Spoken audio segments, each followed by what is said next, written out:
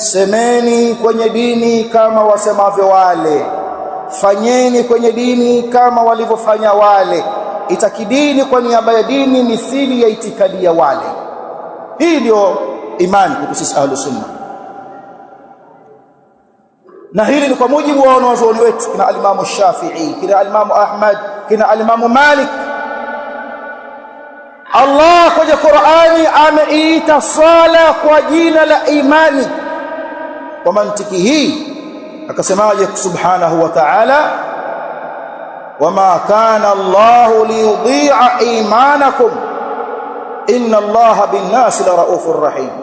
Hakuwa Allah liyudhi'a imanakum, ni mwenye kupoteza malipo ya swala zenu. Swala imeitwa imani kwa kuwa kwenye sala kuna itikadi, kwenye sala kuna maneno, kwenye sala kuna matendo. Subhana rabbiyal azim, neno la kiimani hili, na ndio maana huzidisha imani hili neno hili.